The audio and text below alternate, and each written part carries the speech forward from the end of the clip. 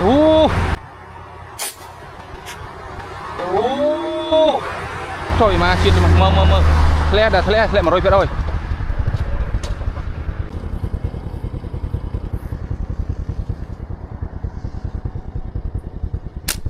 Bập màu à. Bập màu à.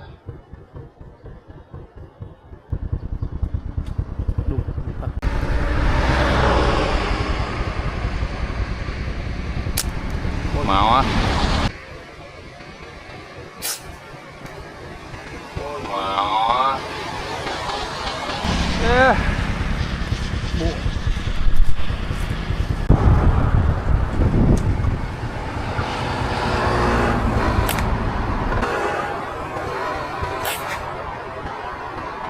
Okay.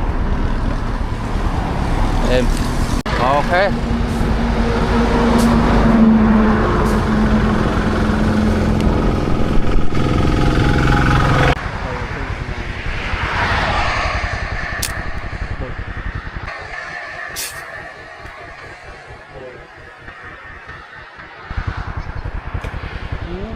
Rồi. Năm. Trời. Trời mà em sao rồi. Ô, mặt còi đi. Làm tắc tay sao rồi. Đó.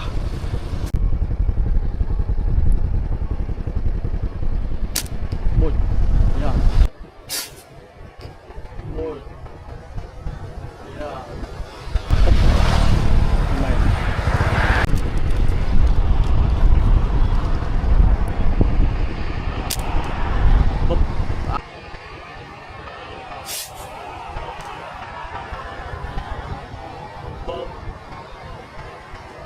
Trời mà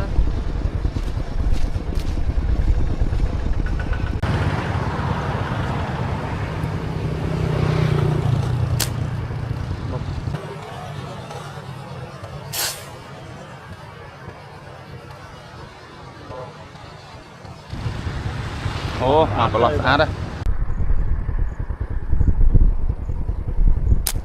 bập môi.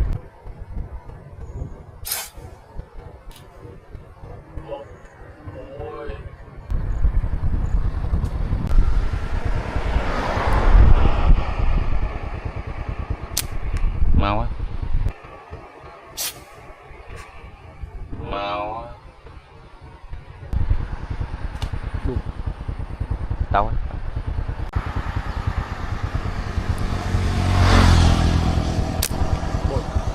Lẹ.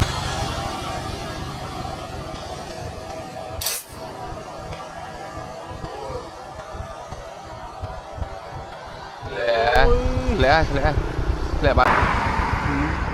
Rốt bay rồi. Bụp.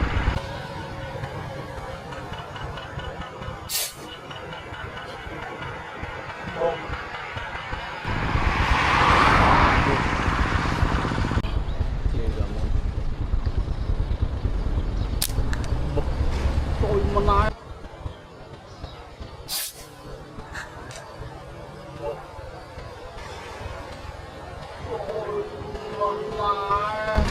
Máu ơi. Rút thôi, trôi ơi. Đó. Máu ơi.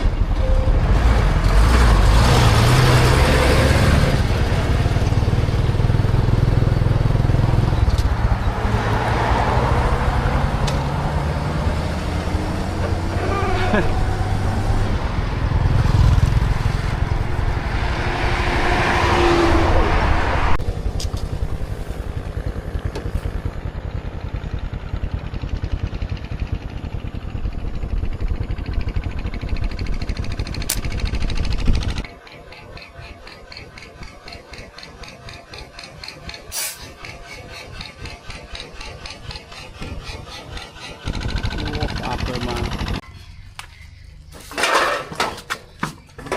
Hả anh? Đầm 7, đầm 4 thay mùi thằng nông ti đó thì lúc này nè lúc phải mà thay mùi cái miếng ta có năng phải bạn rồi tới cũng rắn hay trang sốt nhưng mà thay mùi